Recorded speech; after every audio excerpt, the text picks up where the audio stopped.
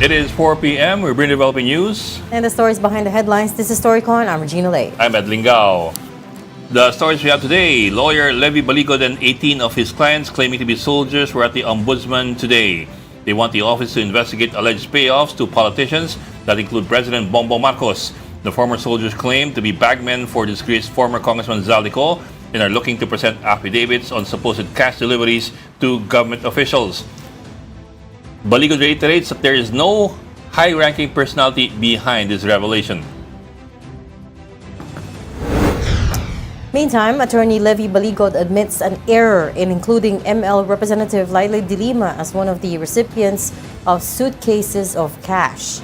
In an interview with True FM's Ted Filon at DJ Chacha, Baligod said it may have been an oversight on his part. He added that De Lima was only listed because she attended meetings related to the International Criminal Court. Still, Baligod insists that the former senator and now congresswoman did receive a paper bag that could have contained between 5 to 10 million pesos. De Lima has since called the allegation quote-unquote preposterous. Totoo po yun na 2025 lang siya, no? Pero ang binabanggit kasi nila noon ay nakakasama siya sa mga meeting pagpatungkol sa ICC, no?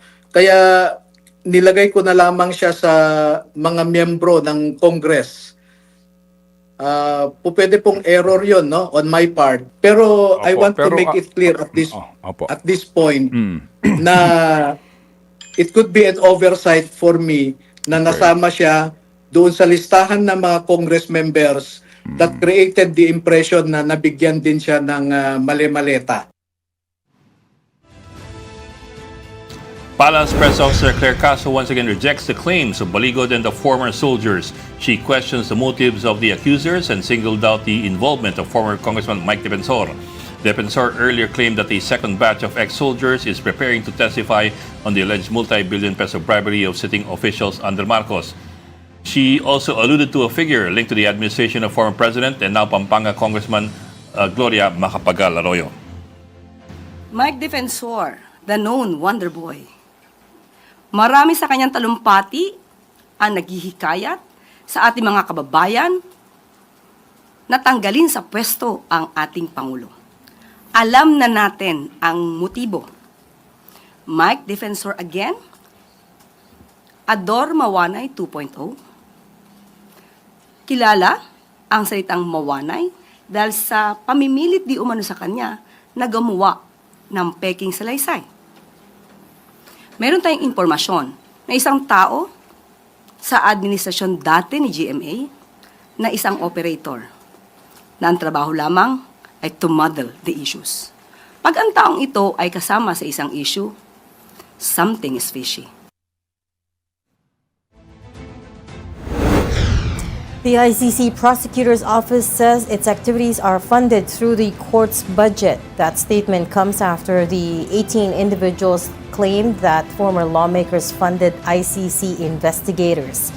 In a statement, the ICC office confirmed that all costs, including missions and investigations, were covered by the court's budget and were strictly managed. The office stresses that its funding is independent, transparent, and subject to established oversight mechanisms. Meantime, National Security Advisor Eduardo Año rejected claims that he received a paper bag containing money from individuals linked to fugitive Zaldico. Año added that his legal team will pursue an investigation to determine if the claims are part of a broader attempt to destabilize government.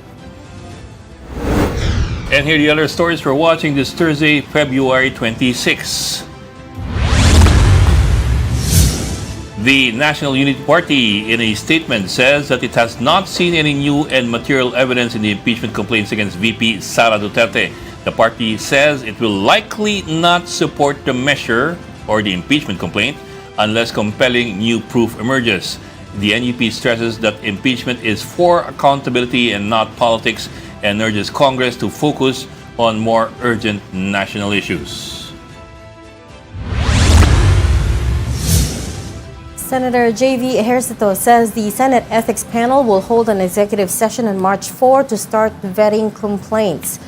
He added that Due to committee room unavailability, Senate President Tito Soto authorized the use of his conference room at 10 a.m. to expedite the meeting. That's in regard to the complaint against Senator Bato de la Rosa, which is among those that will be vetted that day.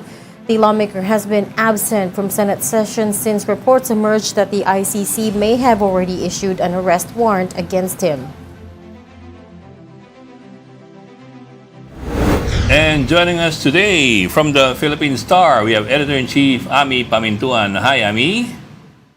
Hi Ed, hi Reg, hi everybody. Hello, Happy Thursday. Isang araw na lang at Happy Thursday, weekend isang araw na lang. It's a brown day. Yeah. So, di ba ang saya, malapit na Lunes ulit? Bakit ba? Ay, nako, To each Ed. his own happiness. To each their own, that's right. Paper, brown is the color of the day. Parang Yeah. paper Brown bag. din ang color ng paper bag na allegedly Ay, binigay sa just a mga- quick note ha. Kasi may interview kanina si Ted Filon and DJ Chacha with Attorney Baligod where yun nga, he said that may have been an oversight on his part na nasama si Laila de Lima. Pero merong atras abante doon sa interview na medyo magulo.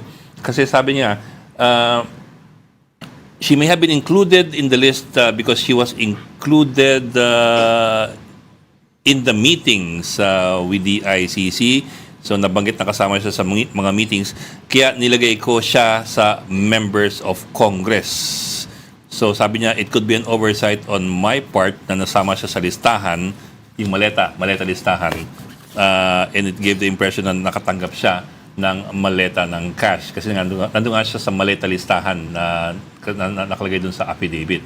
However, later on in the interview, may nabanggit siya na she may have received a paper bag of 5 to 10 million, which appears to contradict what he said earlier. What he But you're said right, earlier. towards the end of that interview, sabi nga niya that, no, she did, tumanggap siya. Tumanggap si De Lima so daw. si DJ Chacha says, so So- ano ba talagang totoo?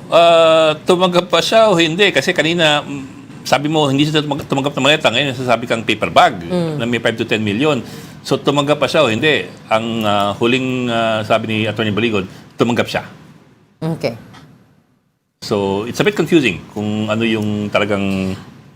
But, I mean, since then, since these allegations, of course, there have been a string of vehement denials. Yung latest is yung what I just read, which is National Security Advisor Eduardo Año vehemently denying that he also accepted money. And by the way, si Año, I mean, I know it's a different story, pero somehow still related. Remember that Año's name appeared in the ICC confirmation of charges hearing. Although wala siyang picture. Remember when they showed the slides of the 9 co-perpetrators? Is that the Matrix? I don't want to use the word matrix because it has a bad connotation. Pero on days 1 and I think there was day 1 or when they 1 or flashed 2. the slides of the co-perpetrators. If you zoom in, it does in As the chief of chart. staff It ng does show Año's name because he was at one point the LG secretary. Oh, yeah, the LG secretary. So, of course, he has direct oversight over NBI. So, but hindi naman siya na-name as co-perpetrator. I'm just saying, this is one of those guys that crossed over from the Duterte administration to the Marcos administration. And Yeah, we've also been trying to get. We've been trying to get the other people who were named. Of course, perpetually on our list is Martin Romualdez. Never naman sumasagot, You pero won't get it. we're always trying to get Martin Romualdez to respond to this. Also, we're trying to get George Garcia, Comelec, kasi napangalanan siya doon sa affidavit. Tumanggap daw siya ng ilang maleta. I think mga 3 or 5 maletas daw ang natanggap niya. maleta or paper bag? Maleta. Baka may separate list kasi, which we haven't seen. Binanggit yung paper bags doon sa kung ano yung mga pinaglalagyan ng pera doon sa affidavit. Pero doon sa lista ng mga taong tumanggap ng pera, walang nakalagay na paper bags. Bakit daw kasama yung COMELEC chief? Hindi ko rin alam. Wala namang paliwanag. Hindi naman election yan. Walang paliwanag. Wala rin kasi petsa. Teka. Let me check kung may petsa. Pero I don't recall kung may petsa. Anong year yun? I was gonna ask. Hindi recall kung may petsa eh. Medyo Medyo magulo na labo-labo kasi kasi yung, konti eh. yun na nga eh. Medyo, the Basta, timeline is a ang little klaro bit pinangalanan over siya, all over the place. among other people. And then yung timeline din with the Lima is also unclear because of course she only got out of jail late 2023 ba yun? Was it I late don't recall anymore 2023, Ami? And of course she didn't become Yes. congresswoman until 2025, May. Last year. No, last year. And of course during that time before she came back to power, before she became a congresswoman. I don't think. I mean, the insinuation there, I guess, is that she was in on this. Na malaki pa rin yung influence niya, which and we were. Inaano yata siya because siya yung nag-initiate niyang mga human back rights then. cases against Oo, Duterte back nung then. mayor. Oo, si matagal na yun. Duterte. the Davao Death Squad, inimbestigahan niya nung She was the human rights chief CHR. at that time. Mm. So kung may tatanong yung ICC, presumably, tatanungin siya. Oo. So ito yung the people we've been trying to get in touch with for reactions kasi sila ay pinangalanan doon sa affidavit. Si Chis Escudero, dahil di umano'y nakatanggap siya ng 4 na maleta. Si Erwin Tulfo, Baka nakatanggap hindi ng... related dyan sa Hindi na yan related Di dyan ko alam, sa basta ano. I'm just... ito ICC, yung oo. naka-enumerate. Si Erwin Tulfo daw nakatanggap ng 6 na maleta. Si Loren daw nakatanggap ng 2 maleta. Si Bong Revilla, 2 maleta. Tito Soto, 5 maleta. At si Mark Villar, 7 maleta. Kasi wala namang issue dyan sa mga yan. Mukhang impeachment na yan eh. I don't know, but I iba will na not yan presume to ano. Kasi remember, they are just security escorts. They're talking about deliveries of maleta. I don't know, Hindi Ami, mo but, nila alam kung para saan. but parang some people are trying to connect the dots nga between these two cases and trying to Oo. paint a picture na may collusion in order to take down some political personalities. Oo. Pero- Kasi wala namang, anong connection yan sa ICC? Yung mga senador na yan. Tapos... Lalo na sila Mark Villar. Anong connection nila? Tapos ano, well, kasi it also depends on how you intend to look at the affidavit. Is it primarily because with the angle of the ICC or basically Baka hindi lang ICC It's just basically corruption. admin versus the Duterte group. Oo. It's just corruption. Ito pa, 5 maleta raw pinadala sa bahay ni Bongbong Marcos sa Ilocos. It doesn't say in the affidavit kung saan sa Oo. Ilocos. Pero in the press conference, and I remember this then, sinabi ni Atty. Baligod sa Paway. Although Kasi kung related dyan sa flood control, consistent dyan yan kay Orly Gutesa. Parang continuation yan ng testimony ni Orly Gutesa. tapos nandun daw sa bahay sa Ilocos at ang tumanggap ng maleta na 5 ay si Sandro Marcos daw. Tapos 2 maleta para kay Amina Pangandaman, 8 maleta para kay Gregorio Katapang, ang Bucor Chief. Or is it the other way around? Si Katapang nagdala ng 8 maleta. Baka si Katapang kasi may kumakalat, natatanggalin daw siya. He had to deny that story today. 8 maleta. Malaki yun At 8 he was maleta denying galing the story today. o 8 maleta para kay dating Secretary Bonoan. Oh. Kaya nga, related na. Wala nang kinalaman yan sigurado sa ICC. Nagka-mix-mix na yung flood control dyan sa kayong ICC. I don't know, Ami, Medyo pero magulo na yan. yun na nga, kanina pa namin, we've been trying to Oo. make some sense out of this. Hindi kasi, but the good news is, I guess, pumunta na sila sa Office of the Ombudsman. So remember at the interview yesterday with Attorney Baligod, we were asking where his evidence was. And today, we heard that they went to the Ombudsman already. So hopefully, malalaman na natin yung some of these details and evidence that they have on hand. Because otherwise, it's hard to also to keep reporting about this when it's primarily he said, she said. Diba? Wala tayong, we have nothing to go by other than what people say. And of course, Malacanang has vehemently denied this already. Si Yusek Claire Castro called it purely fabricated and a lousy script. In fact, she was asked about the involvement of former Congressman Mike Defensor, and she called him Ador Mawane 2.0. Explain mo sa mga tao na hindi Yun nakikinig ng yung context witness na ni yun. Panfilo Teka lang, Lacson. Yun yung witness ni Panfilo Lacson na bumaliktad. Kaya si Ping Lacson, ingat na ingat sa mga witnesses and their statements. Nag-iingat siya sa mga retraction na yan. Sabi niya, napaso na ako dyan dati.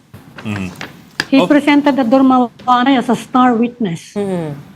But let me also add in na rin, Ami, kasi kahapon ang haba ng diskusyon, and I'm not really certain why we had to have a long discussion about it over kung ano yung hindi daw niya sinabi doon sa press conference nung isang araw. If you recall, ang sabi ni Attorney Baligod, he never said that the dollars were turned over to Senator Trillanes for the ICC investigators. He said he never said that. That's not in the affidavit. I went through the press conference again. The Sinabi niya yun? I went through the press conference again just to be sure that I heard it right. So he talked about the dalawang maleta, I think 56 million each, converted to $2 million. Diyan niya. And he said in the press con, pinaghahandaan nila ang pagdating ng foreigners na kalaunan ni nakilala na ICC investigators. And mga 2 sentences later, at binigay kay Trillanes ang pondo para sa pag-asikaso sa mga ICC investigators na ito. At makikita nyo ang madalas sa pag-deliver nila ng maleta at minsan mga paper bags para sa mga nag-aalaga ng ICC investigators. So that's what I was trying to say yesterday, that is what he said. Which he Hindi, denied yun yung at narrative first. naman Pero, nila, di ba? Oo. Yun yung narrative ng camp na pinondohan nga daw ng gobyerno yung pagpunta rito ng ICC. Unofficially, kahit na hindi tayo nagko-cooperate. Pero nag-issue ng statement ngayon ng ICC. Oh, yeah.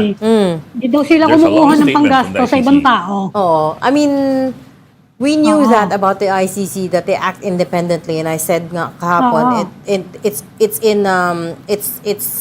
always top secret, right? Even if we want to know details about it, hindi nila sinasabi. But in any case, ito yung response ng ICC. It's a long statement, but I'll read part of it. The Office of the Prosecutor of the ICC independently collects information relevant to its investigations, identifies the individuals from whom it collects witness statements, and assesses the credibility, reliability, and relevance of all sources of information that it requests and receives. I'll skip a paragraph and then go to the end. The second paragraph basically said that they, as a matter of policy, do not comment on operational matters with respect to the ongoing investigation. But Office of the Prosecutor activities are funded through the court's budget approved by the ICC Assembly of States Parties and subject to established oversight mechanisms. The costs related to OTP prosecutions and investigative activities, including mission expenses, are fully covered by this budget and managed strictly by the office in an independent and transparent manner and in accordance with ICC financial rules and regulations. So, this is quite a serious response from the ICC, and as they said, they don't normally comment on operational matters. And in fact, remember, we also tried to get them on a lot of things to comment on the events leading up to the confirmation of charges hearing, but they declined us, saying, we do not comment on individual cases. But I guess yung noise around this has gotten to a point where they felt like, okay, we have to They have to address respond. this now. We have to respond. So, ang pinapoint out ko lang dito is how unusual it is for them to respond to something like this, to respond to an accusation. Kasi even before, nung hindi pa nagko-confirmation of charges hearing, they were already being accused of, no jurisdiction, being biased, and so on and so forth. And whenever we asked them to come and comment on that, they would turn us down. Kasi nga, it's their policy. But again, this is what it's gotten to, where they had to issue a statement. But let's bring in our woman from The Hague. She's now with us, joining us live. From Woman The sa Hague. Oh. Sahig. Ay, nahawa na siya. Nahawa na sa'yo. Okay, si Angela Gonzalo Castro. Angela, kamusta ka dyan? Hi, Ange. Nakamute ka, nakamute. Mute. Sorry, may entry din ako. Ano? Go. Anong entry mo? Sa Hague ng sahig ng magaling ang masipag. Tama ba yun? Ha? Gets mo ba? Corny. Daig. Daig. Sahig nga. Sahig. Angela, I know. Or, hey girl. I know the Or, Netherlands is a hey place girl. of The hey very girl. lax rules with regard to certain chemicals, but You know what it is? I think the cold has gotten to her. No, Ange. Yes. Masyadong malamig dyan. It's in my brain already. Oh.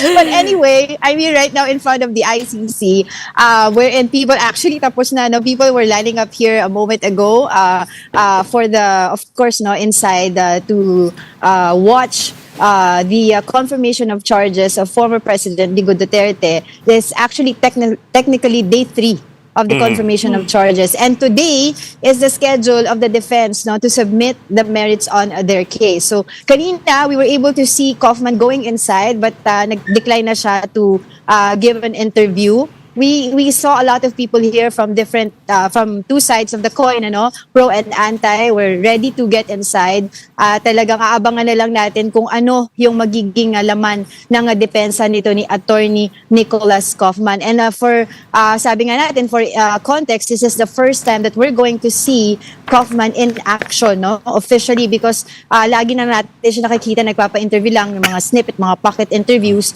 And the first time that we saw him talk is during the opening statement. Pero ito talaga, titingnan natin kung gaano siya kagaling idepensa itong si Pangulong Rodrigo Duterte. Kasi sabi nga in this world, no, in his world, yung itong dati siyang former prosecutor, 'di ba? Before siya naging sa defense, and he was a rock star, sabi nga nila. So we will see kung paano niya gagawin itong kaso, no, itong mga ebidensya na to para to defend the former president. Of course, kanina napag-usapan niya na nag-release na ang ICC, no, ng Office of the Prosecutor, no, ng kanilang pagde-deny nga nito mga allegations made back home in the Philippines. Yeah. And you've been there a few days, and I know that you've done some interviews with both the lawyers of the victims, pati na yung lawyers of the Duterte family. Mas klaro na ba at this point what the 6 lawyers of the Duterte family are there for and how they're helping the case? But by that, I'm talking about yung grupo nila, Attorney The Filipino Sal Legal Panelo. Council. Yeah. Okay, so I was with them yesterday for quite some time, and then of course I asked them kung ano ba talaga yung role nila dito. Merely observing lang talaga sila. They had social with Kaufman the other night, and sabi nga nila hindi naman nila masyado pinag-usapan yung case kasi social nga daw, but they were able to talk about the health of former President Rodrigo Duterte, and they said they're very worried about him because according to Kaufman talagang kung baga sa salitang Pilipino, Reg, Ma'am Ami at saka Bok, nag-uulyanin na. Ganon, Kasi pagka tinanong daw, sino tong kakakausap lang niya dun sa bumisita sa kanya, pag tinanong daw kung sino yung bumisita sa kanya, hindi na daw niya maalala. No? Pero, after the presentation, the first day of presentation ng prosecution, diba, we were able to talk to Kaufman also. And he said, nag-update naman daw siya kay Pangulong Rodrigo Duterte. And tinanong namin kung anong comment ni Pangulong Duterte. Sabi naman daw happy siya. Kasi sabi naman ni Kaufman, hindi naman daw nag-monitor itong si Pangulong Rodrigo Duterte. As for the Filipino legal team, sabi nga ni Sal Panelo, they're just observing. And sabi sa akin ni Attorney Sal Panelo, off-air, nung nagkukwentuhan na kami, kasi sabi niya, kailangan talaga merong Filipino lawyer sa team ni Pangulong Rodrigo Duterte. Sabi ko, paano yun? Hindi naman kayo po pwede na pumunta lang doon kasi kailangan man accreditation. He said, nag-apply daw siya ng accreditation ng ICC, etong si Attorney Sal Panelo, through his son, Paulo Sal Panelo. Titingnan na lang natin kung ma-accredit siya. So, as of now, nakapag-file na siya ng accreditation para makasama siya sa legal team, supposedly nito ni Pangulong Rodrigo Duterte. At tinanong ko rin sila, Secretary Medellera yesterday, kasi sino ba? 'Di ba? Sino ba yung nagsabi sa inyo na kayo yung Filipino legal team? Family daw, mostly si Hanilet Avancenia. Pero kailan Kasi siya dapat nag-file? daw talaga, Bok, ang plano nila is to go here lang in visit.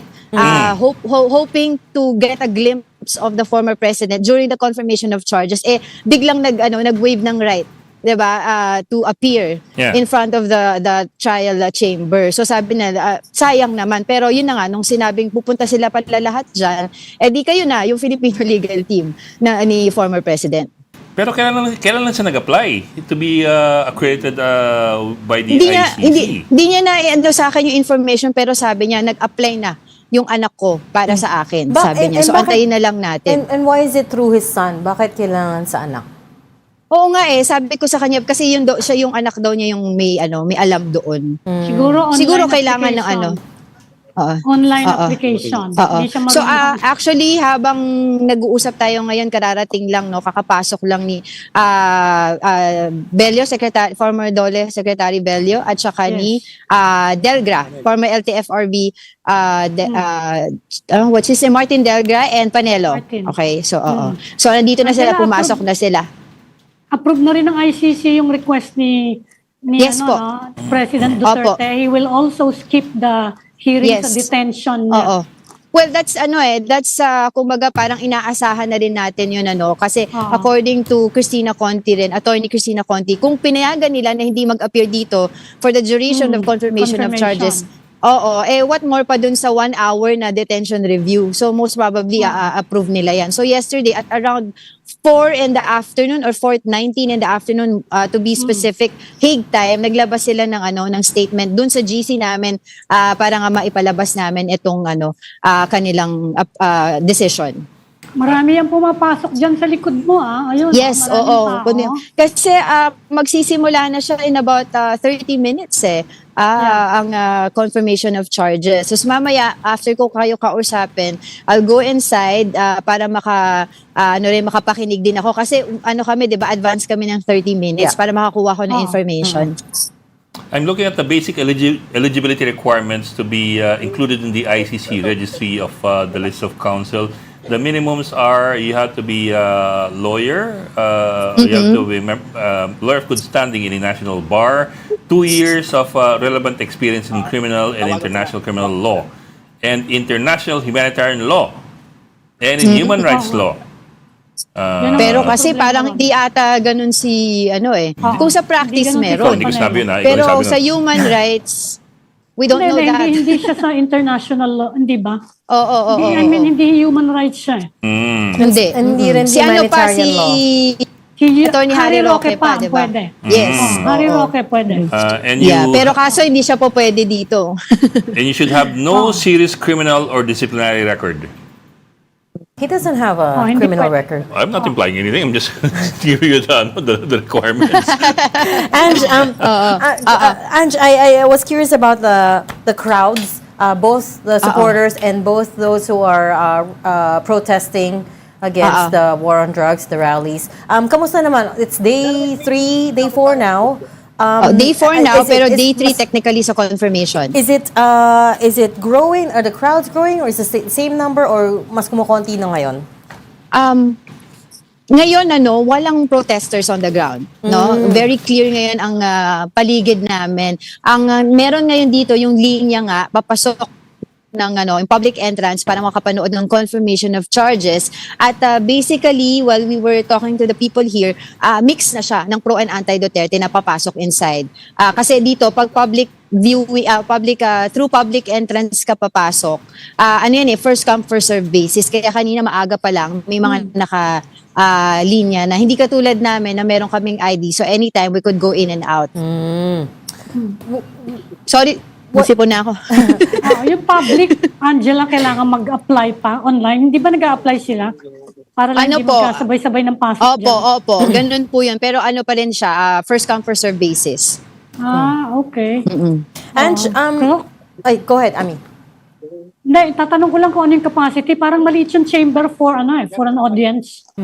For observers. I'll let you know about it. Tatanungin ko muna. Pero kasi doon sa Yung side capacity, namin, binilang ko, doon sa side namin, sa may media gallery, kasama namin kasi of course, yung Filipino Legal Council ni PRRD, tapos yung media, tapos yung ilang kaanak ng biktima, tsaka ilang mga human rights advocates, sila Attorney Christina Conti. Siguro more or less mga 50 yung side na yun. Mga ganon. Doon sa side namin na, oo, doon sa public entrance, hindi ko alam, hindi ko pa, I'll let you know, I'll get information regarding that and I'll get back to you. And so coming back to the statement that the ICC released about how they fund their investigations and how, you know, all of this is covered by strict ethics rules. We were saying earlier that yung ICC doesn't normally comment on operational matters, right? Yes. Did you get any backstory as to what got them to this point na feeling nila they have to issue a statement in regards to how they conduct investigations? That's true, Reg, ano? Pero feeling ko kasi na-bombard na sila ng media ng Pilipinas eh. Lahat kami nag-message kami kay Caroline, ang spokesperson ng ICC.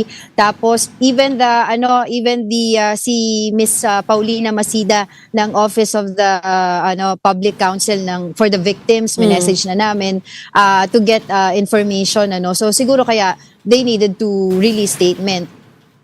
Yun ang nangyari. And kasi these are very serious allegations being made by the Camp Baligo, the graft and corruption, and yesterday dumagdag ang bribery. And then they also released photographs of what appears to be, or at least from that perspective, mukhang itsura ng isa sa mga ICC investigators. Exactly. So pero wala pa silang ICC is also under fire from other countries and other quarters. For integrity issues, no? Simula dun sa chief prosecutor hanggang mga yung ibang member. Actually, I was answer that question. That's true, ano, kasi nga talagang the whole world is watching ICC, no, in this procedure. Pero kahapon nung kausap ko si Attorney Salpanelo, natanong ko siya regarding this, ano. Sabi niya he strongly believes itong mga allegations, itong mga accusations na sinasabi nito nila Attorney Baligod, ano. Pero tinanong namin siya, pero paano yun, kasi isa sa mga sinabi nilang nakakuha ng pera si Congresswoman na Laila de Lima. At that time yata nung sinasabi nila na may bayaran, nakakulong pa siya noon. Sabi ni Attorney Salpanelo, yan ang hindi ko pa nakikita. Pero sabi niya, overall, he strongly believes yung mga allegations. When I asked naman Attorney Gilbert Andres ng Common Legal Representatives for the Victims, sabi niya, fake news yan, and I believe na independent ang ICC at hindi sila ganun. Yun ang sabi niya. Fair enough. Okay, thank you so much. That was a great report. Angela Lagunzad Castro reporting to us live from The Hague. Pasok ka na, Angela. I know it's starting soon. Thank you. Thank you, Angela. Okay, you're watching StoryCon on One News. We just need to take a very quick break. Please stay with us. We'll be right back. This is the Story Conference Group, or the StoryCon Group. You've got developing news in the stories behind the headlines. Welcome back to StoryCon, the Story Conference. I'm Ed Lingao. And I'm Regina Lay. Still with us, Ami Pamintuan of the Philippine Star. Bok, I'm just going to the comments of. Remember kahapon kasi may storying lumabas sa One News sa TV5 tsaka sa Philippine Star. Yung edited photo. Yung litrato ng tatlong I think mothers sa mga alleged victims ng EJK. Well, family members of the victims. Oo. Kasi lumabas dun sa page ni Cathy Binag na may dala sila mga bag na mukhang mamahalin. Ang sabi ni Angela, our reporter from The Hague, si Angela ang kumuha ng picture. So wala talaga silang dalang bag. So mukhang in-AI. Now, you have a lot of back and forth ngayon sa comment section of people claiming na hindi AI yan kasi inedit lang. Nag-iba daw yung picture ng konti yan. May pagbabago daw dun sa background, dun sa position ng mga kamay and all that. They tend to forget na when you AI a photo, an original photo, and ask AI to add something to it, nagbabago talaga yung ibang elements at kumikinis yung mga I mean, I think the point is manipulated talaga yung photo. Yeah, but people are a lot of people are saying na hindi pareho yung totoo. No. Hawak lang yan ng mainstream media. So pati tayo dinamay. That's not new that we always get accused of being biased, but The sensationalized, biased media. na bayaran daw, which we are not, but you know, So and people believe what they want to believe. For those of you familiar with AI, if you ask AI to tinker with an original photo, it will add the elements that you want to add to it, but it will also tinker a bit with some of some parts of the image. Also, AI does a lot of enhancing. But yun nga, Kasi yun yung normally gusto ng mga tao. Pampaganda ng mga selfie. but some of the photo experts early on already said mukhang manipulated because the arm positions were different. If you zoom in and you look at it carefully, makita mo yung parang hindi ganun ka linis yung pagkakaayos. It's not that smooth.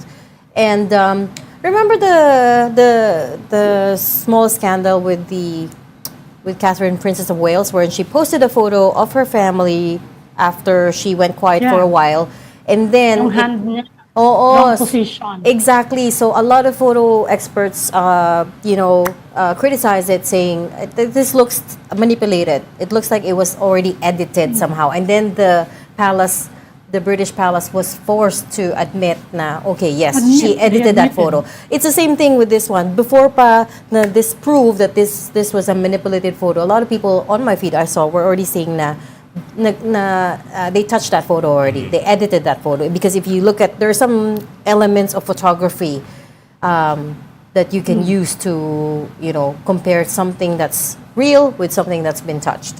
Tsaka sa huli po, yung reporter na kumuha ng picture na yan, siya na nga nagsabi siya yung kumuha. Yung reporter ko sa natin kanina, siya na po nagsabing siya yung kumuha ng picture na yan. Pagpipilitan pa ninyo. Walang bag. Pagpipilitan pa ninyo na, hindi, nagpost sila ng walang bag, tapos nagpost sila ng may bag. Yung mga ganun sa komento, parang, ha? Oh well, anyway. It'll never end. No, it will never end because people will believe what they want to believe, right? Polarized talaga. Of course, people, Yeah, but it's no excuse. It's no excuse, People of course, believe to be sharing fake news like this and to, inflame. To stand your ground because you want to believe what you want to believe. Okay, there you go. Yan yung mga AI, yan yung iniimbestigahan ng susunod na guest natin. Ay, wala pa yan. Yun ba? AI altered information, misinformation, disinformation, nandiyan na siya. Oh, he's here na. But that's difficult to try to get ahead of the AI manipulation. It's just like Although, at the yung photo, matagal na yan ginagawa sa mga ibang Photoshop. it's just like the Panahon natin Photoshop eh. Iba, Photoshop, pinatatanggal yung mga wrinkles. panahon ko Canva na. Ano? Canva. Ano yun? ang alam namin Pinatatanggal yung mga ang alam wrinkles. namin ni Ami na Canva, yung canvas. Canvas, oo. Alam ni Ami yung Canva. It's a very useful tool for making presentations. Yeah, okay, I should learn notes, that. ganon.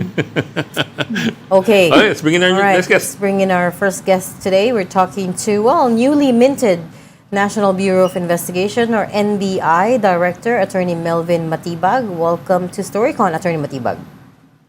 Hi, Good Attorney. afternoon. Salamat sa invitation nyo at sa inyo rin po mga televiewers. Good afternoon po.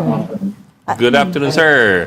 Thank you for joining us. I know you're very busy, especially nakaupo lang ninyo at I'm sure you're catching up with a lot of things. Pero I guess we can start with what we were just discussing now, which is yung AI. fake news na photo na nag-viral. I wonder what you guys are planning to do about the proliferation of fake news, fake images like this, or doctored images like this. Well, that's a very timely question kasi just this morning I had a meeting with the Executive Committee of CICC together with Secretary Henry Aguda of the ICT. And we are partnering with private entities for us to address that problem. Sabi nga, yung biro nga kanina sa ni Secretary Aguda, tulungan mo kami, marami tayo papakulong. So we will go after them.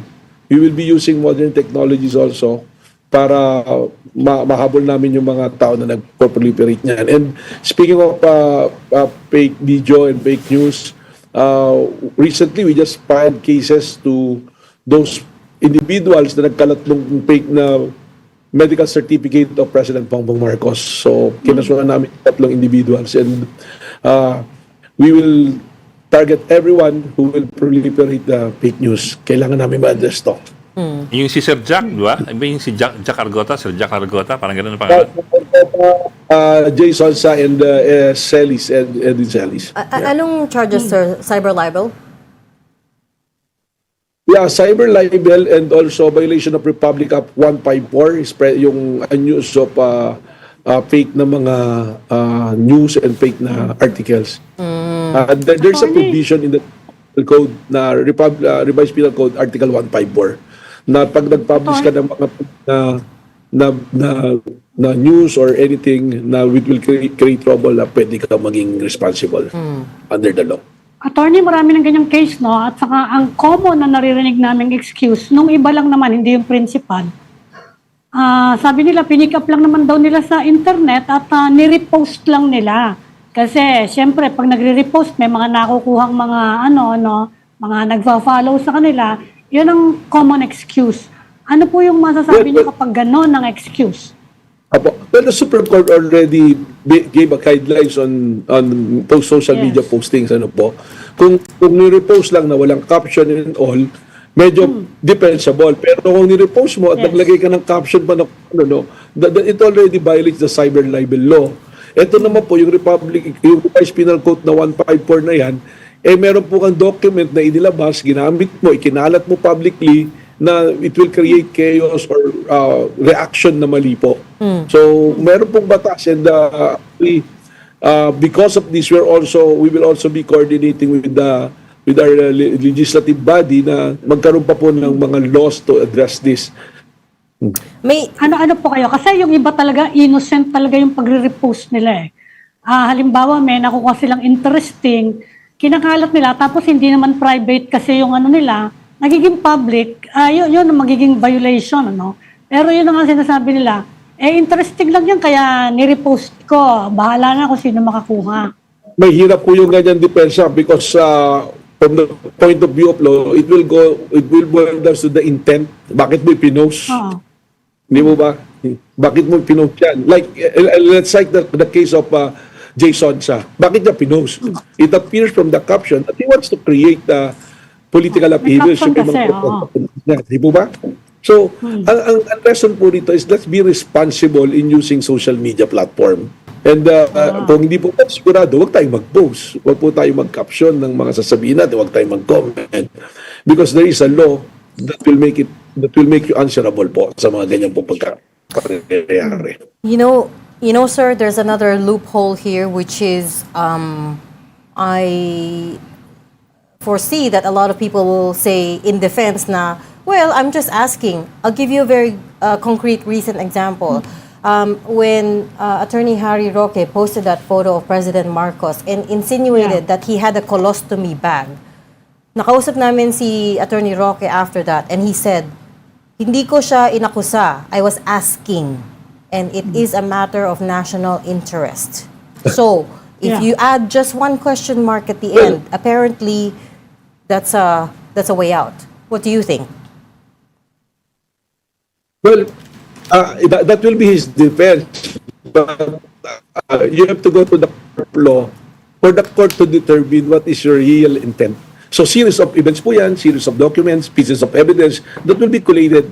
Tapos pag kinasuhan ka, then the court will be the one to process kung ano ba yung intent mo. Kung totoo ba yung sinasabi mo na question. Kasi by just putting a question mark, it doesn't mean that you're asking a question. Doon ko na nga po ibabalik na the court will look on the intent. Kami rin po, sa law enforcement, from the National Bureau of Investigation, we will look into the intent for us to determine if there is a probable cause for us to indict you in court.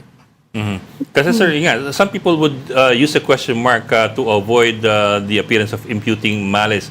On the other hand, the fact that you have reposted something and just include the question mark may already be malicious imputation. But how do you strike that balance? Yung kasi sa huli, di ba? Paano pagbabalanse na gusto ko talaga magtanong versus gusto kong magtanim ng malisyosong pananaw. Saka down the road, sa ganyan mga problema, Director, makikita natin, someone might challenge it on the basis of freedom of expression. May ganun pa. Nakikita ko yan. Yung ganyang mga problema, it will be a constitutional issue. Well, actually, no, because alam naman natin, there's really a freedom of expression. But corresponding for every rights mo, meron ka pong responsibility eh. Kaya nga po, the Supreme Court already laid down the rules kung paano yun sa posting. So if you feel, nakikita mo, it will violate that rules na sinabi ng Supreme Court, then malamang you're liable. Kaya nga po, ang pag-prosecute natin, it will start the investigation, then there is a determination of a prima facie or a probable cause for you to indict that individual for doing so, then it's the court who will determine if it's beyond reasonable doubt na you're guilty of cyber libel or any law na ikinaso po sa'yo. Saka lalo na kung official, government official ang involved eh. Di ba mas malaki yung leeway doon ng mga tao, ordinary people, yung freedom of expression ng mga tao, hindi ba? If you are criticizing, kahit malicious yan eh. It's a public official eh. Depende po yan. You will really, it goes down to that. Let's take for example, a person, alam naman niya, na ngayon pwedeng mag-fake ng mga video without you verify, ipinost mo. Tapos sabihin mo, hindi, binigay lang sa akin to, freedom of expression, I want to inform the public. To be responsible enough before po i-post yan. Sa tingin nyo, we need additional legislation kasi alam ko sa Singapore, meron silang law doon na kapag sinabi ng gobyerno, yung pinost nyo yan, hindi totoo, you better take it down. It's called At hindi mo tinake down, you are liable. Dahil talagang sinabi na ng authorities, fake yan eh, nagkakalat ka ng fake news. Pero tayo meron bang ganon? Well, it's called the do you need additional legislation? Well, that's the one that I'm saying earlier, that we will coordinate with our legislative body for us to come out with a better set of rules, probably based on what the Supreme Court have already been laid down in the case that they decided for. Yung law na yun, sir, is called POFMA, Protection from Online Falsehoods and Manipulation Act. But again, coming back to yung question mark, there's another way that people reframe it, right? So, for example, in the example that we were just talking about, yung photo of the relatives of the victims of EJK na may hawak na mamahaling bag, in the blurb, in the caption, she wrote, if true. You know, again, may qualifier, if true. So, yeah, there you go. Hindi ko mabasa yung full caption. But again, you know, how are you guys planning to handle that? Well, as a primary investigating body, we will go to the source po, sino yung nag-post, mahanapin natin ano ba yung original na picture talaga, paano manipulate. So wala pong pinag-iba yun sa mga deepfake na nilalabas na titingnan mo, nakala mo totoong-totoo, tapos gagawa ka pa ng parang event para sabihin mo, ito, ipapakita ko sa inyo na may ganitong ginawa tong individual na to. Only to find out, pag tinest ng forensics, ano pala, fake pala. Pero yung pagsabong if true, at yun naman pala, manipulated pala yun. Ibig sabihin, you should be responsible enough na bago ka mag-post, na chinek mo talaga to authentic or talagang may pinanggalingan yung iyong pinopost. Well, sir, you made reference earlier to, I think, Article 154 of the Revised Penal Code. That's the article on spreading false news that makes it punishable by law. I'm also wondering kasi it's a 1930 or 1950 law. 1932, di ba? It's time to update it. Long time ago. I think 1930. It predates pa the Constitution. It predates the Philippine Republic. Pero sir, what I mean to ask is this kasi exactly how do we define fake news or false news na ginagamit dito eh?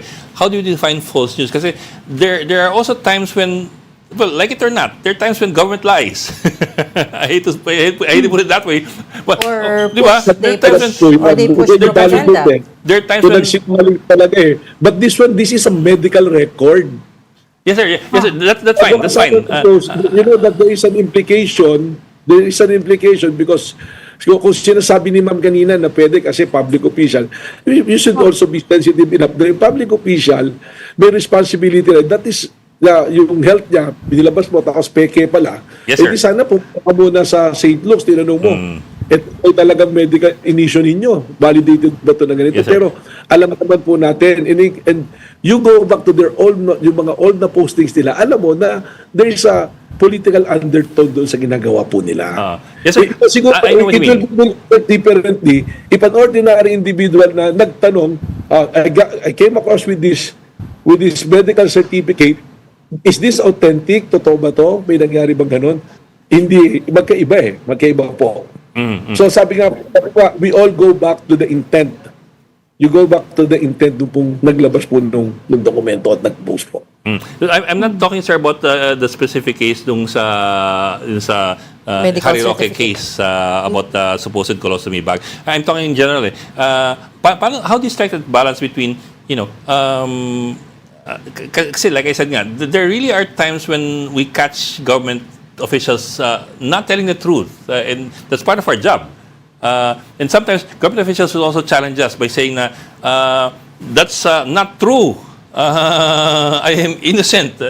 Sometimes may ganung banggaan eh. So, pag umabot sa korte at ginamit yung 154, paano yung pagtitimbang nun?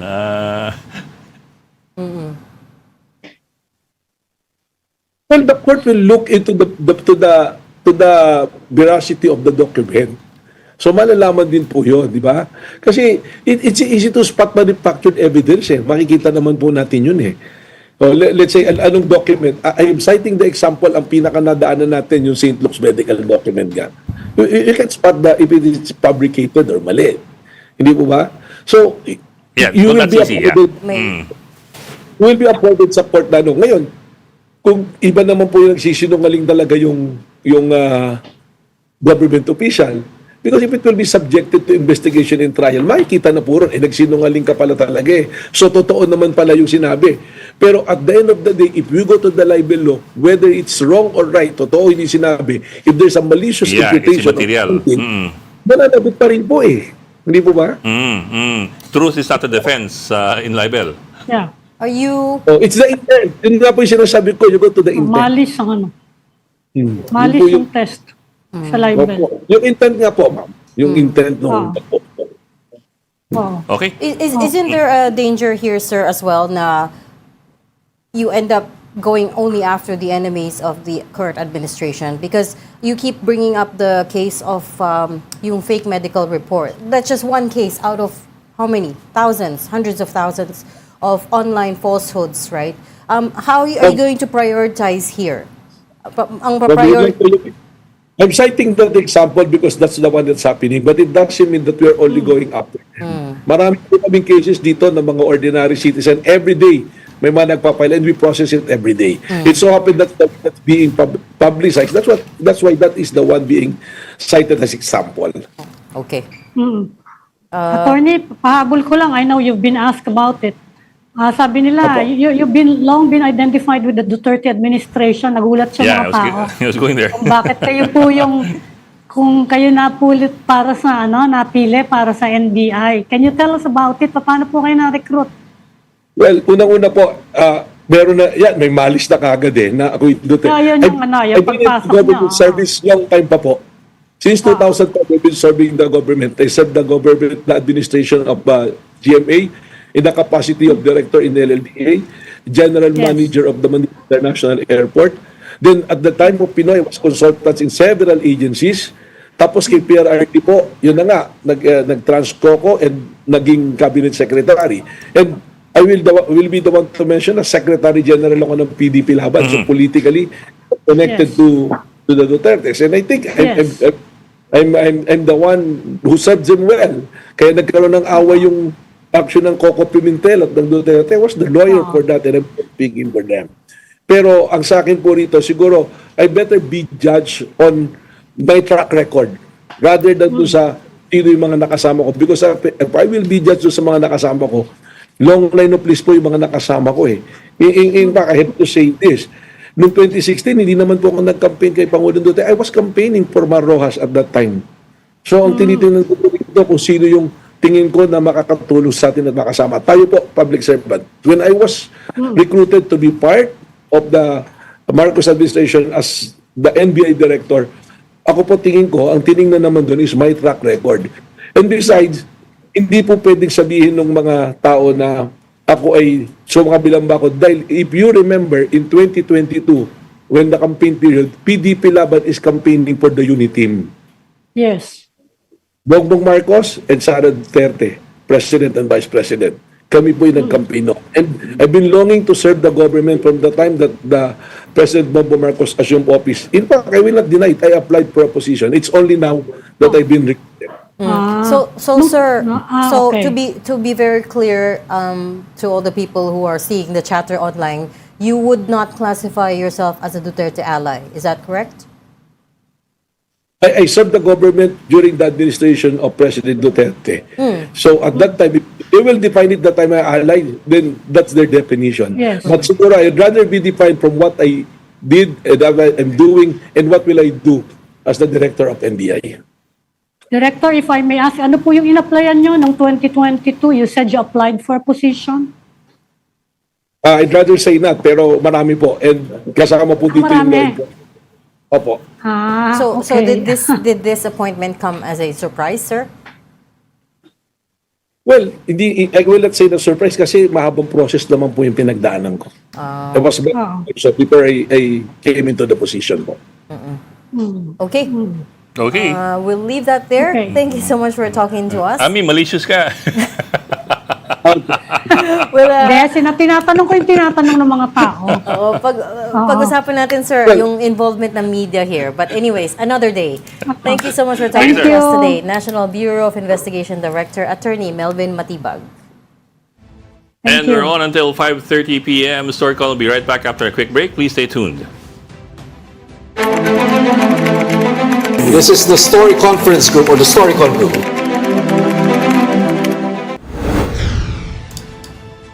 Welcome back. This is, we're in the last stretch of the program. This is Storycon. I'm Regina Lay. I'm Ed Lingao, and of course, with us, Sami Pamintuan of the Philippine Star, and also joining us this afternoon, former Congressman Mike Defensor. Congressman Mike, thank you for joining us. Welcome back to Storycon. Yes, Ed, thank you so much for having me. And of course, Ma'am Ami, Regina, magandang hapon po sa inyo. Good afternoon, sir. Good afternoon, sir. Congressman. Sir, ang sinasabi ni Claire Castro, isa kayo dun sa mga nag-organize nung press conference ni Gutesa at bahagi Hindi kayo? lang ikaw, hindi lang yon, but that you're Ador Mawanay 2.0 and the so-called boy wonder. Clearly, she was not very flattering. Yes, well, first of all, yung Ador Mawanay, it's a wrong spin. I'd like to address that to you, Sir Claire. Kung gusto lang i-spin yung story, I think that's a wrong spin because I was never involved in the Ador Mawanay issue. I think na-mistake nila dun sa Udong Mahusay issue because there was an instance before in the past na yun nga, yung supposedly na kinidnap si Udong and yun na yung issue. So that's a different issue altogether. Walang involvement of witnesses in that particular case. Now, in the supposedly I was involved, siguro masasabi ko, hindi ako involved in a sense na I spoke to the soldiers. I know I was involved in the affidavit o yung kwento nila. No. But yes, I'm helping them out and I will continue to help them. And I believe in what they're saying because precisely, ito yung sinasabi ni Gutesa. So, ako ho, personally, nung narinig ko na lalabas itong mga sundalong to, nabanggit ko kay Attorney Levy that I will help out. And I will continue to help them because what they're saying is correct. Now, in particular, dapat ang tingnan nila is the real issue. Totoo ba itong mga delivery? Ang daming pictures, pati yung picture ni Gutesa nandyan. Teka lang. Delivery ng mga pera. So, ito yung mga dapat i-address nila. Sir, before we get on to the deliveries, the implication there is that you're more than just helping out, that you're actually one of the ones behind this and organizing this. Is there any truth to that? And secondly, when you say helping out, ano po ibig sabihin nun? Do you mean you're funding it? Do you mean you're helping with logistics? Do you mean you're coordinating with the 18 gentlemen? What is it? I will help out in whatever way I can because what they're saying is true. But that the government should address the issue, Bongbong Marcos should address the issue, the senators and the congressmen, ano yung perang dinideliver. Yung ICC should be addressed. Yung in-address ni Senator Trillanes that did not come from me but the soldier. So, kung ang tanong lang mastermind ako, hindi. Dahil wala naman akong alam sa kwento. Hindi ko alam yung mga delivery, hindi ko alam yung mga pictures.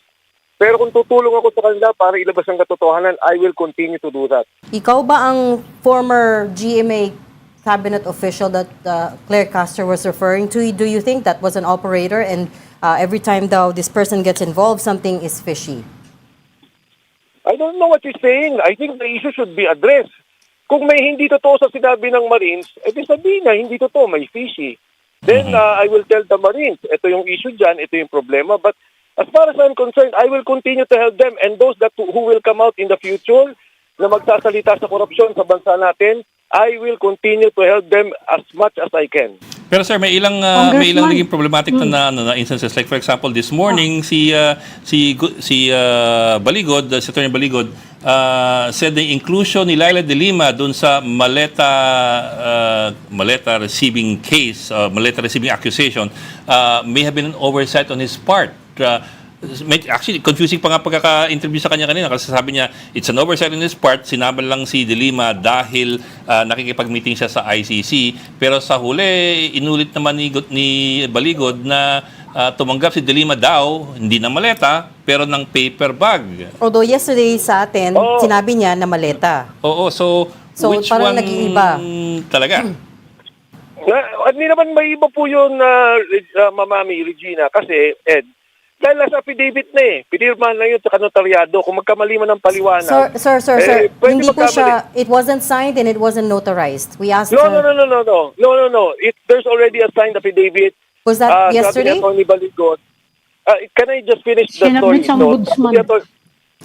Can I just, so si Atty. Baligod, ayaw niya maglabas ng signed affidavit. Ang ginawa niya, sabi niya, after I give it to the ombudsman, doon ko siyang ibibigay. So yung lumabas ngayon, yun na yun. Ang sinabi ni Atty. Baligod, yung kay De Lima kasi nakalagay na congresswoman.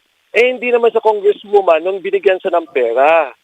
So, maganda yan para ina-address natin yung issue, magtawag sila ng formal hearing, magsasalita yung mga sundalo. Kasi alam mo, madaming mga tumatawag sa akin mga congressmen na nagtatanong, ano ba yung sinabi? Wala talaga akong alam. Now, pag yes, sir. tinanong ko kunyari, I will not name the particular person. Sinabi ko, totoo ba itong nabigyan ninyo ng ganito? Totoo daw. Nakita nila, pumasok doon sa town hall, sila yung nagdala ng envelope. So maganda yan, maghaharapan. So sasabihin nila, nakita ka namin, nung araw na to, ikaw nagbigay. Pero sir, yun pa lang meron kayong sinasabing may alam kayo na wala dun sa affidavit. Kasi ito, sinasabi nyo, binigyan ng pera si De Lima nung hindi pa siya congressman. That's not even in the, affidavit. No. I'm clarifying. Ang sabi kasi na Atty. Levy, ang mistake niya doon ng oversight, inilista niya na yung mga congressmen na binigyan. So sabi niya, nung panahon doon na binigyan, hindi congresswoman si Atty. De Lima. That's why he was saying, na totoo yun. Pero nagkamali ang oversight ko na inilista ko siya as congresswoman. At hindi rin maleta. Yes. I can check the affidavit now. I have a copy, but I don't think na maleta yung sinabi kundi envelope. No, sir, sa affidavit paano maleta naging sir envelope? nakalagay. Hindi, una it She's was, on teka lang. the list of the maleta people. Una sabi niya maleta, then naging paper bag, and now you're saying it's envelope. Ano po ba talaga, sir? No. There's walang debate sa mga yan because this is not coming from me nor Atty. Levy. So I'm opening my cell phone now. I have here the files. I will particularly read yung instance kay De Lima. So wala akong ano yan walang ibig ko sabihin hindi kailangan magdebate diyan dahil nakapirma na yan, na notarize na po yan. Okay, so if you could just let us know. Congressman, Go ahead, Ami. Congressman, itatanong ko lang kasi naguguluhan din kami. Ito bang mga payoff na to are linked to the ICC or to the flood control issue, yung mga payoff na yan? Kasi nabanggit nyo rin na continuation to ng testimony ni Orly Gutesa na nawawala ngayon, di natin alam kung nasan. But Orly Gutesa was testifying about flood control. He was not testifying about the ICC. Ano ba itong pinagte-testify ng mga etong latest na to, itong press conference? Are we talking about the flood control o yung ICC investigation kay President Duterte?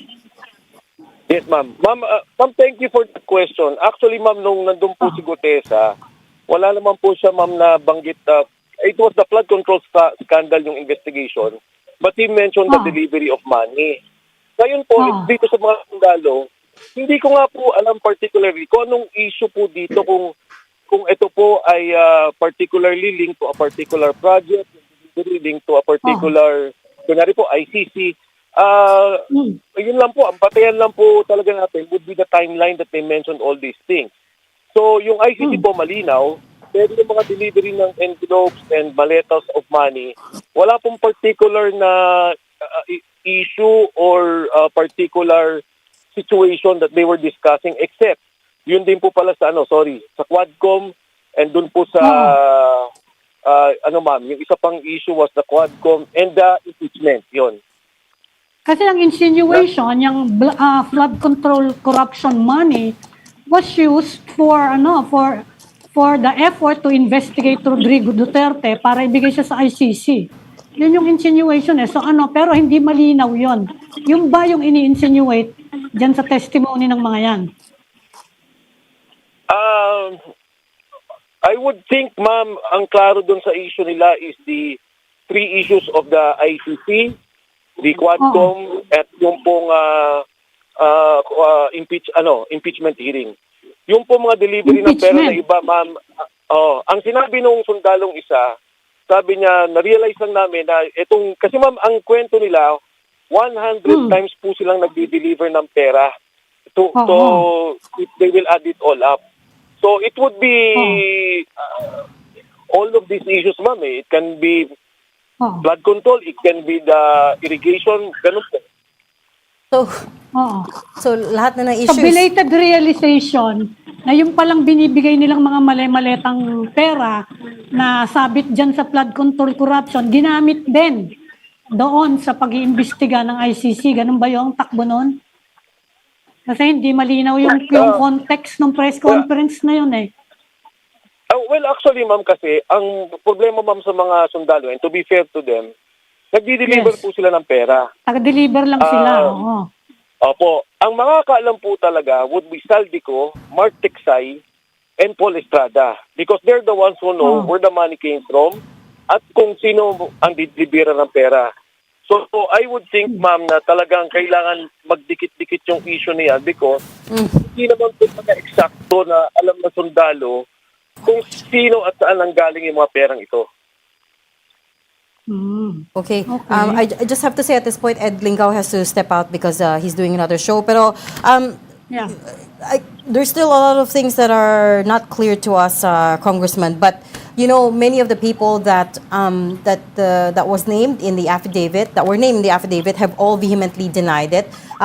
Chief of them, yung Marines na nagsabi na actually two of the gentlemen presented were not even part of the Marines, and most of them were dishonorably discharged. And then pati na rin yung ICC at this point has issued a statement saying they conduct investigations independently, using their own budget, and it's all very transparent. And it's not usual. We were saying earlier, it's not usual for the ICC to go so far as to issue a statement. But sabi nga ng reporter namin doon, they've been bombarded by questions from the Filipino journalists.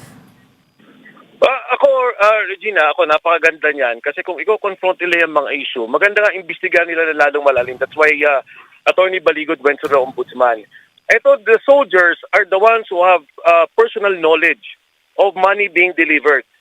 Thousands, billions of money. Sorry, not thousands. Billions of money being delivered. Ang sabi nila nung nakausap ko yung isa, minimum is 500 million, maximum is about 3 to 4 billion per delivery. And that's about 3 times a week.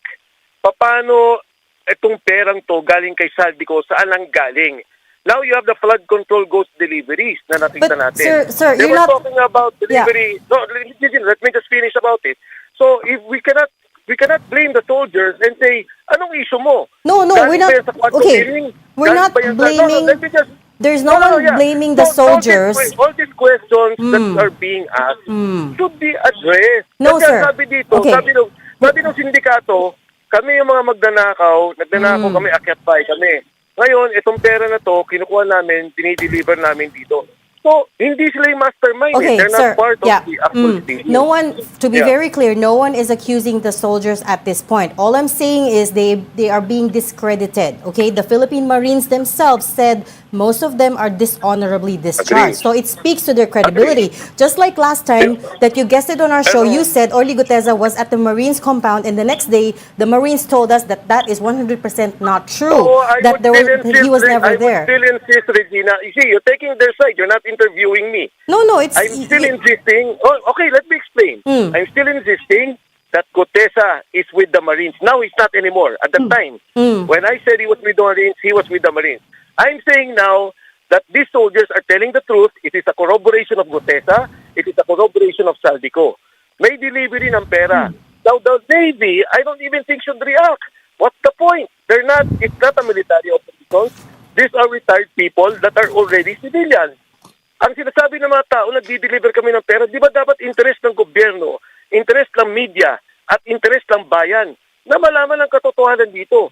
Kung nagsisinungaling itong mga taong to, so be it. Sabihin nyo, nagsisinungaling, may pagkakamali, pero may pera talaga nag-deliver, hindi ito kumita, and they are saying that these things happened and we have to fight on it. Sir, even back then, the Marines said it's what you were saying was not true. I spoke to Captain Marisa Martinez myself. She said there was no way that they could have smuggled someone like him inside the compound. Yun yung sabi niya. Okay, if they're saying that, I think it's immaterial if they're saying that. Okay, I'm saying, okay, tapos na ang issue. I already acknowledged, Gutesa already made a affidavit na dininay niya na lahat, and they even took a video of it. I'm already saying that. The affidavit that he mentioned in the Senate has already been altered, has already been amended. Tapos na yung issue na yun. Now you have soldiers again talking about it. Congressman, alam niyo ba kung nasa na si Orly Gutesa? Kasi everyone's looking for him. Hindi malaman kung nasa na siya. Actually, ma'am, narinig ko po nitong maybe 2-3 weeks ago. Meron namang naka-access sa kanya. He's okay. He's much, much better than what happened before. Yes, ma'am. He's alive and the family is safe. Nung nawala po kasi siya, we immediately took the family, yung mga kasama na, not directly, I'm not personally involved, but I told those helping na itago na natin. So sa ngayon, ma'am, the message I got, he's okay. He's alive and he's okay. Is he overseas? Pardon? Is he overseas? He's abroad now? I'm not sure, honestly. Okay. We were also getting reports of that. But we'd love to talk to you more about this, but unfortunately we have to cut this now because we have to cover the ICC confirmation of charges hearing. So I'll end it there. Thank you so much for talking to us today. That was former Congressman Mike Defensor. Salamat, sir. Thank you, Congressman. Okay, unfortunately, that's all the time we have for today. Thanks for joining StoryCon. I'm Ipamidon, Editor-in-Chief of the Philippine Star. Join us again tomorrow, 4 p.m. for StoryCon. I'm Regina Lay, and as I said, please stay tuned to this channel because we are carrying the continuing coverage of the Duterte confirmation of charges hearing. Kapatid, we are one news, all sides, all the time. Thanks for watching. This is the Story Conference Group or the StoryCon Group.